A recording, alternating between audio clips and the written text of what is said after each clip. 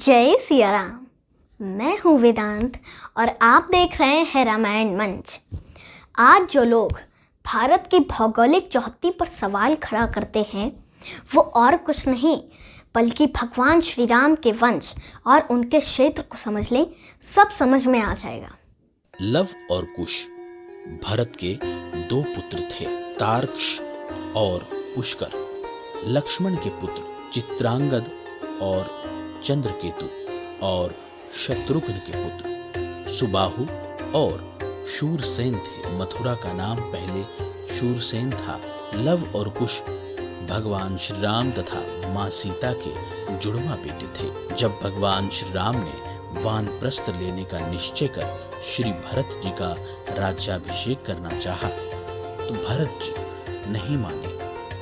अतः दक्षिण कौशल प्रदेश जो आज छत्तीसगढ़ में है में कुश और उत्तर कौशल में लव का राज्याभिषेक किया गया। भगवान श्री राम के काल में भी कौशल राज्य उत्तर कौशल और दक्षिण कौशल में विभाजित था।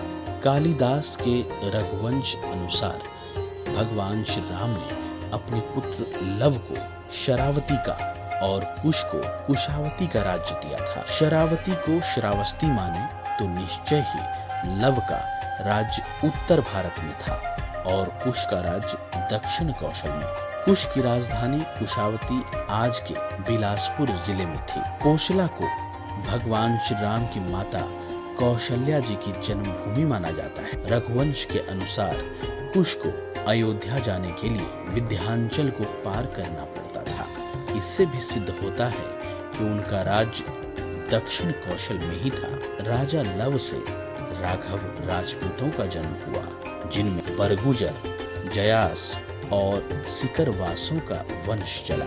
इसकी दूसरी शाखा थी सिसोदिया राजपूत वंश की, जिनमें बैछला यानी बैसला और गहलोत यानी गुही वंश के राजा हुए। कुश से कुशवाह यानी कछवाह राजपूतों का वंश चला।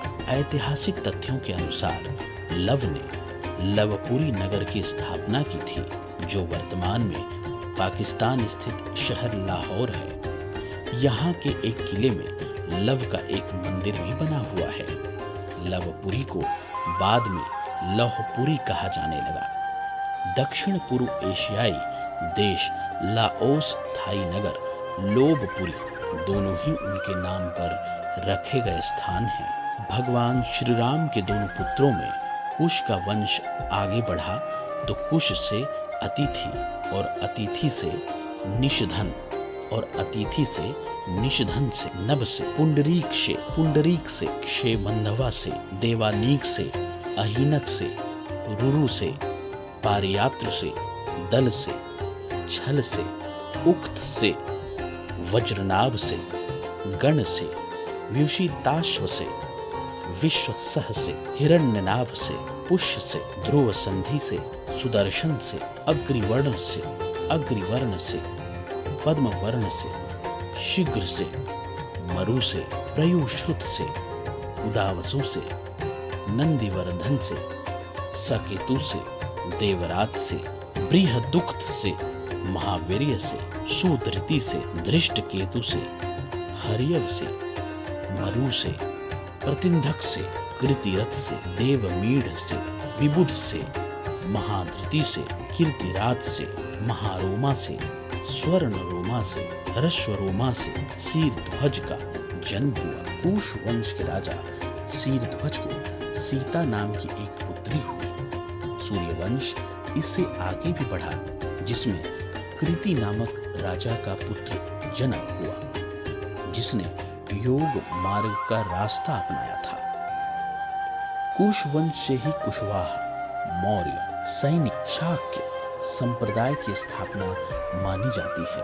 रामायण रिसर्च काउंसिल के धार्मिक यात्राओं के दौरान एक शोध में पाया गया है कि लव और कुश की 50वीं पीढ़ी में शल्य हुए, जो महाभारत युद्ध में कौरवों की ओर से लड़े थे।